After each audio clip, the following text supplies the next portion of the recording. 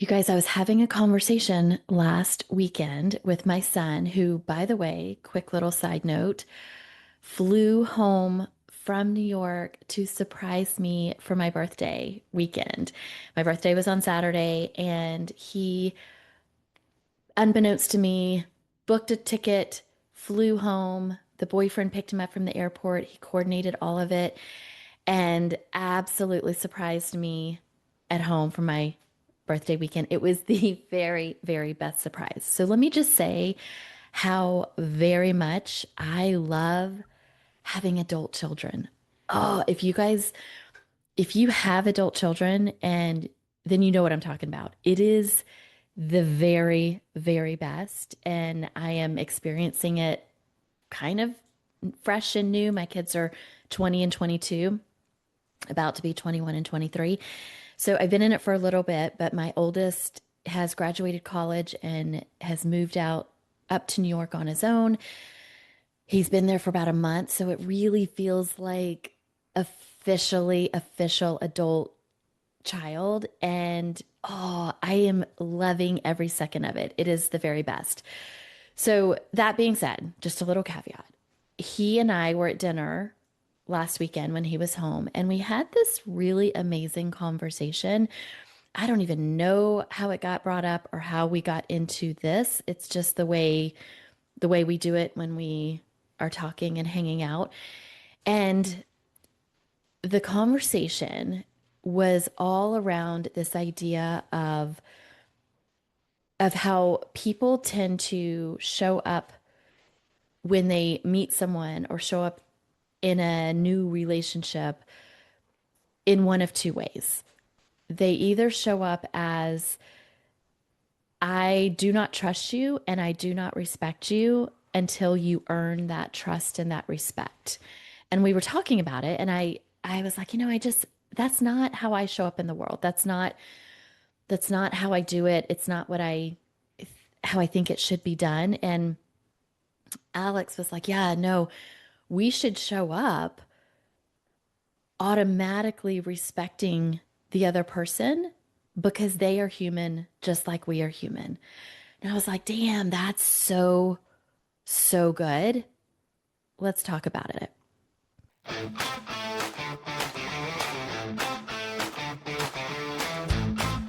So in this idea of how people, I know a lot of people that will disagree with me on this. Trust. A lot of people are going to disagree with what I'm about to say and talk about for the next, I don't know, however many minutes. But I think it's so important to talk about because while it was a deep rooted belief for me that, and just my nature and how I've always lived my life, that when I meet you, I automatically trust you and I automatically respect you until you do something that makes me lose that trust or that respect. Now, a lot of people are like, that's insane, Kelly. That's absolutely insane because you really shouldn't automatically trust someone until you get to know them, until you can really truly believe and trust that you can trust them till they prove it. And when Alex was like, Mom, I don't think that's quite right, especially when it comes to respect, he said, we should automatically respect every single person we encounter on the daily because they are human just like we are. And I was like, that's it. That right there. And I think that's why we're all in one of the reasons why we're all in this crazy, awful Trumpster fire state that we're in right now, because there's so much disrespect in this world and especially in this country right now. But then we went on to talk more about this idea of, I will respect you immediately. And then when you do things, I will possibly stop respecting you. And then he said, it's actually, Mom, he said, I think of it as my respect is yours to lose, not I'm going to start disrespecting you because of your actions. But my respect of you is yours to lose based on things you do and things you say. And that was amazing because why I think that's so amazing and so important, that I will freely give you my respect the minute we meet, but my respect is like gold, right? Like I love who I am. I love my life that I have built. I love everything about what I am putting out into the world. And if you guys have listened to any of my podcasts, you totally know that about me. So I value my opinions. I value my respect. I value the trust that I put in people and in things and in places. I value that here, right? Like it is a high, high bar. So, but it's also a bar that I will freely give to you when I meet you because you're a human too. And everyone deserves respect until you do something to lose my respect. My respect is yours to lose.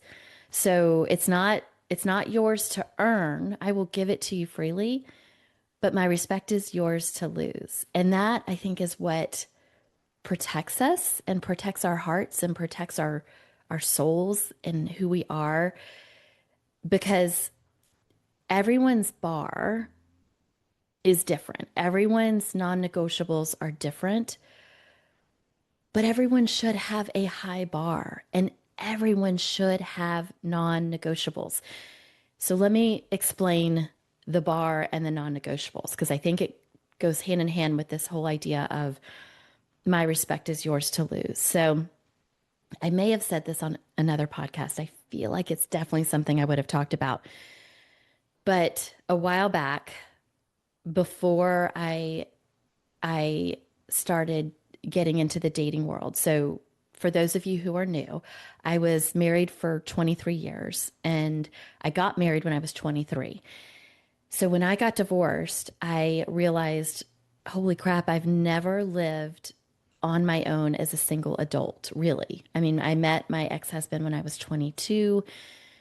I was in college, went straight out of college to getting into this relationship, getting engaged, getting married. So never was an adult on my own, single, living a life. So when I got divorced after 23 years of marriage, I spent the next 3 years really figuring out who I was, dating myself. Like I did not jump into the dating world for 3 years. I needed to figure out who Kelly was as this single adult.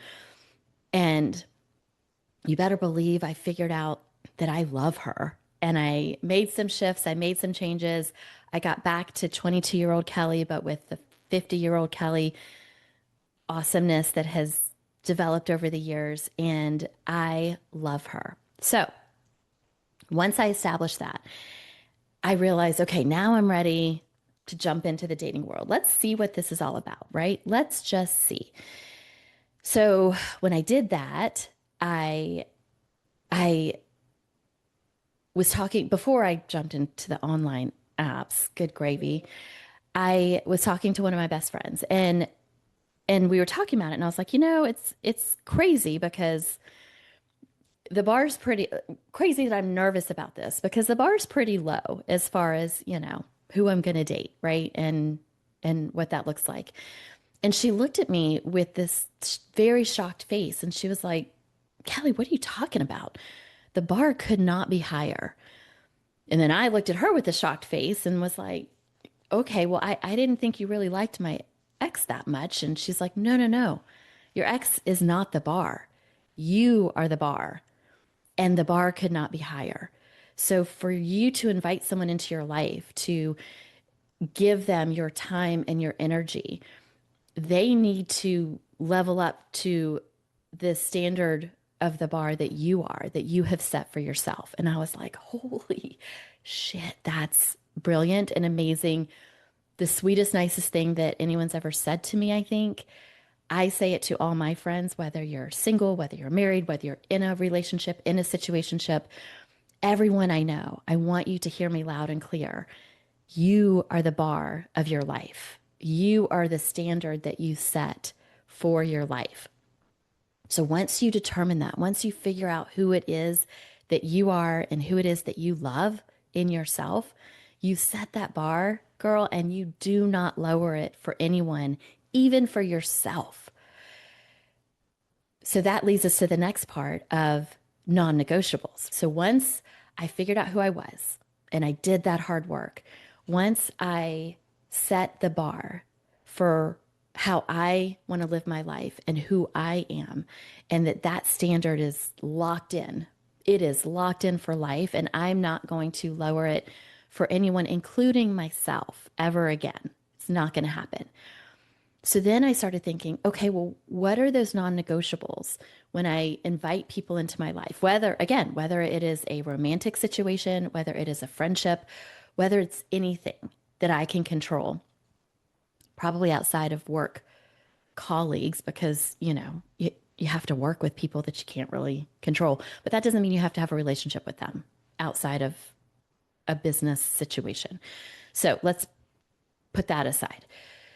So, what are those non negotiables that I am not going to put up with or tolerate or allow in my life or allow to chip away at me? Because in doing so, it'll start to lower that bar. Everyone's non negotiables are different, right? Every single person, because we're all different. We all care about different things. We all are passionate about different things.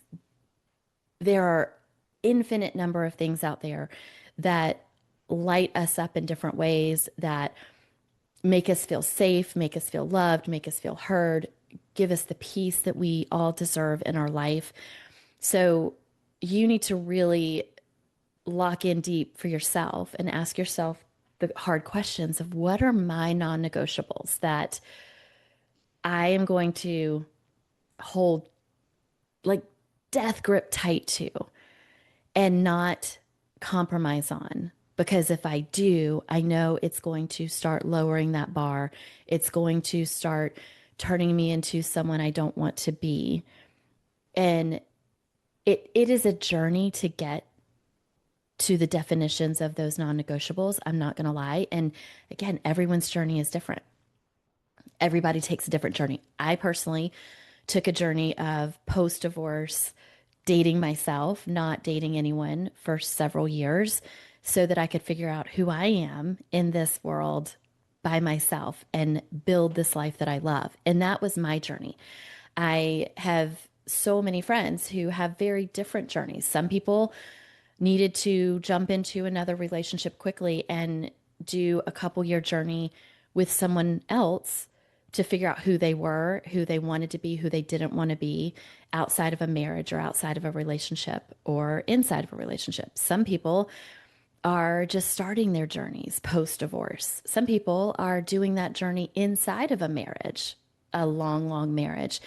And so it doesn't matter what your situation, doesn't matter what your status is.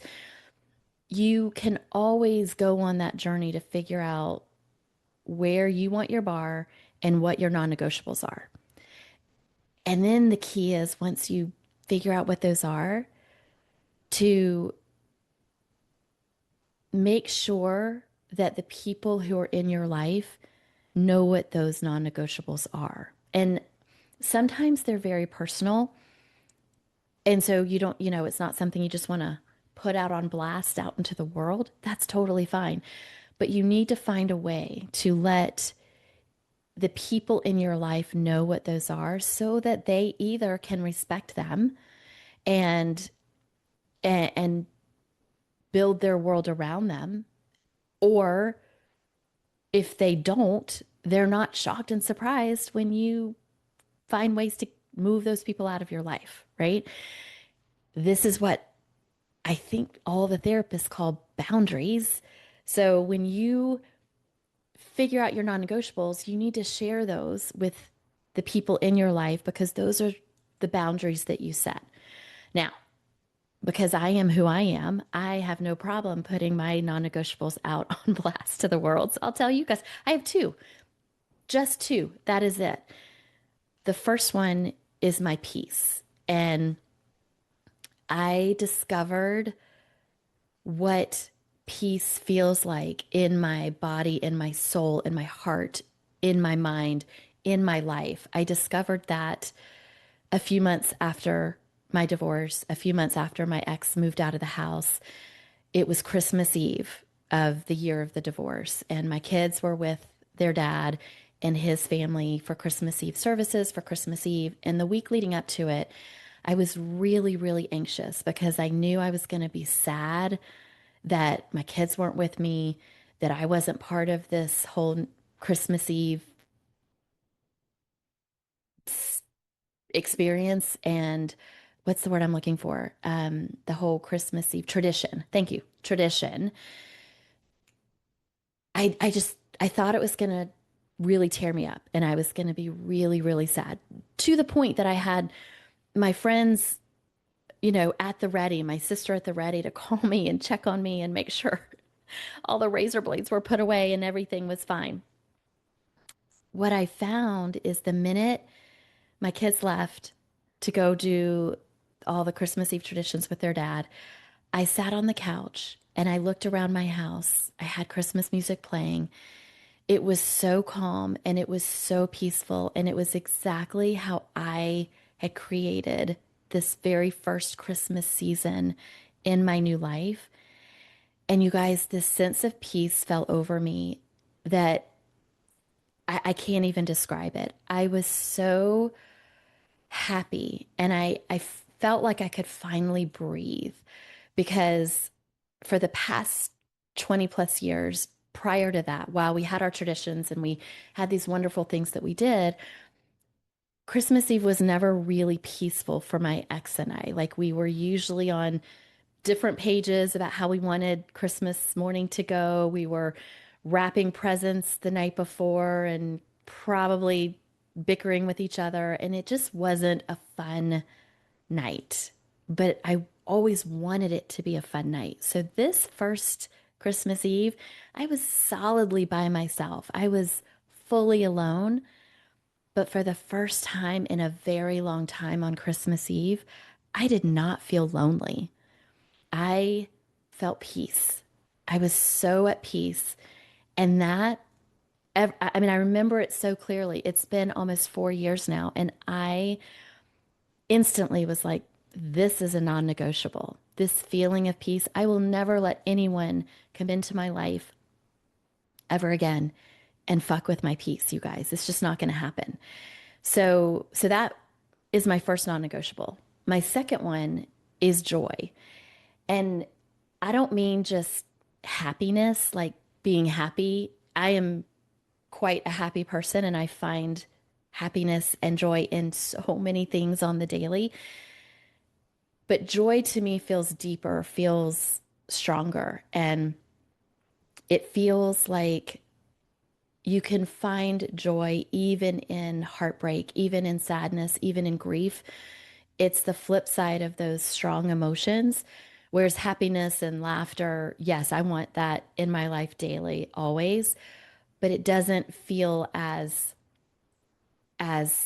strong. It doesn't feel as strong as joy.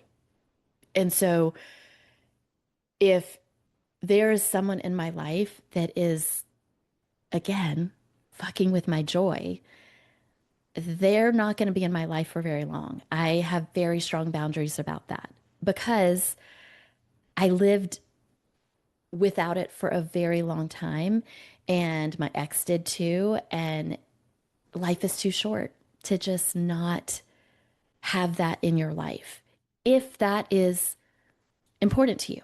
Now, I know other people have other friends that their non negotiables are more about safety or security or love or, I don't know, friendship or money. And by money, I mean, that sort of falls under that safety and security, right? Like they may have been in a relationship or grown up not with money. So building a financial stable financial future is one of their non-negotiables, right? Because maybe they grew up very poor and they have major anxiety about that and they don't want to go back to that. So one of their non-negotiables is I'm I'm going to do whatever I can in this next phase of my life post divorce, whatever it is, to make sure I work hard and I save or I create my financial nest egg to be something that I will not have anxiety over. That's a great non-negotiable, you know? So that's what I mean when I say everyone's bar is different, everyone's non-negotiables are different because they're so personal to who you are and what is important to you. But the thing that is the same for all of us is that we all should have them. We all should have them defined. And we all should hold on with a death grip of a mama bear with her cubs' strength to them and not let anyone mess with them. Those are the boundaries you create. So, circling back to how this connects with my respect is yours to lose, that I will absolutely respect you immediately because you're a human, I'm a human. But if you start to do things that mess with my peace or mess with my joy or mess with my people, because my people are the ones who bring me peace and joy. And if you start to say or do things that hurt my people, you know what? You have lost my respect. And we may have conversations about it. We may still be in some sort of relationship, but it is not going to be what it was immediately when I first met you. And it is not going to be something that maybe won't continue or maybe won't be something that grows unless we have a conversation. And I'm okay with hard conversations, you guys. I think hard conversations are super important. I think you have to have them. And I will try and figure out which episode I did talk about hard conversations. I'll try and figure out which one it was and put it in the show notes. But hard conversations are super important in any relationship. They are important in a romantic relationship for sure. They're important in a friendship. They're important in a kid parent relationship. I have hard conversations with my kids often. And obviously, they have looked different over the years, depending on their ages and their stages in life. But they know that I am very much going to be the first one to ask the questions and start those hard conversations because I love my people and I love them enough to A, call them on their bullshit, or B, and probably more importantly, go to them and say, I have been on my bullshit and I'm so sorry. And here's what I did. Here's how I think it made you feel. And I am so sorry for that. I was wrong. Or I was right, which you wouldn't say, but my reaction was wrong or harsh or not effective or hurt you. And for that, I'm very sorry. And so I think that's all important. And that's all part of this respect that you instantly get when you meet me. And it is yours to lose based on your actions and your words.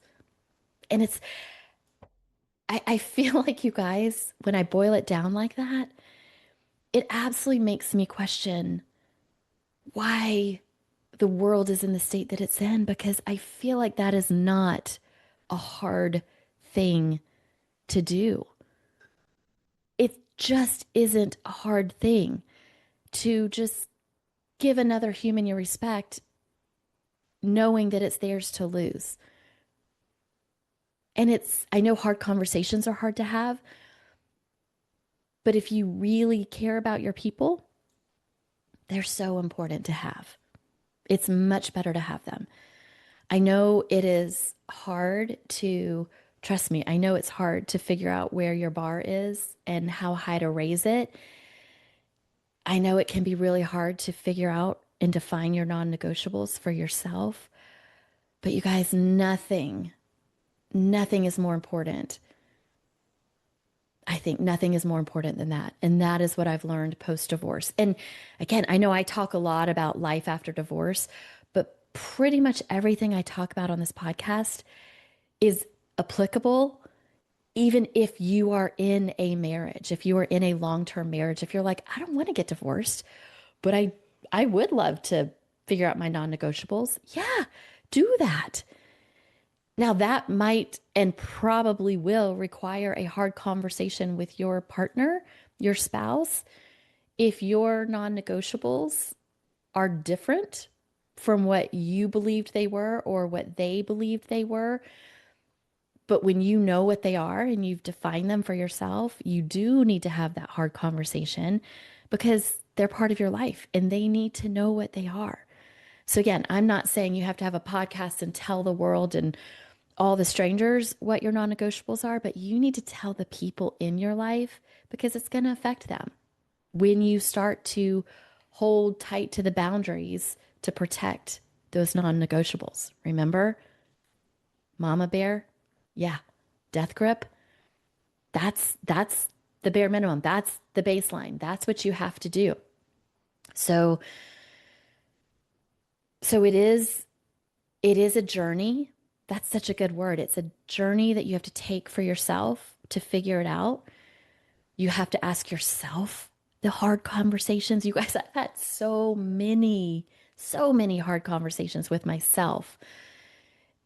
And being honest with yourself about what you will and will not put up with, what you will and will not allow into your life, that is so that's so important. So start there. If you are someone like me who is a people pleaser, was your whole life, who might be a middle child, who may have a very visceral reaction to conflict and having hard, tough conversations and telling people how you actually really feel if you think it's going to upset them. If that is you, oh, love, I feel you. I know you because I am you. Start with having the hard conversation with yourself. And once you do that, and once you start defining what it is you want for your life, what it is that makes you feel like the very best version of you, what brings you, I'm going to call it peace because for me, actual peace is my non negotiable, but it could be your non negotiable are four other things that bring you peace, that take away the anxiety, that help you be the very best version of you. So those are the questions and the things to ask yourself. And it can be a hard journey, but it is so worth it. It's so worth it. I promise you that.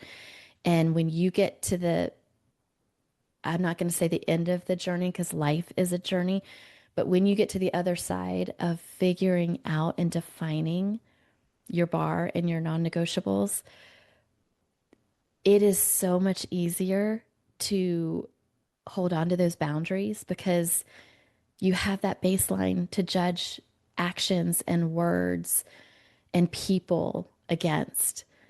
And again, like my non negotiables, it's not you have to be rich, you have to look a certain way or have a certain job or live a certain way or even have the same opinions as me. No, because every human is different. But the way you live your life, the opinions you have, the actions you take, the things you do, if they are in conflict with my peace or my joy in my life, if they are things that mess with those two non-negotiables, then we're going to have conversations. We're going to have hard conversations depending on who you are in my life. If you're new in my life, it's probably just okay, nice to meet you, goodbye situation. But if you are already in my life, then it definitely is going to be a hard conversation. And I'm going to tell you why what you're doing, what you're saying, the actions you're taking are hurting me and messing with my boundaries, messing with my non negotiables. And then we're going to talk about if it's something that you can do differently, if it's something that we need to put boundaries around where okay, maybe we're not going to talk about this certain topic when we're together. Maybe we say that topic is off the table. I will not engage in a conversation with you around X, Y, and Z. Not going to happen because it fucks with my peace and it fucks with my joy. And I know I'm not going to change your mind. You're not going to change my mind. So let's just stop doing that. But I love you and I want you in my life.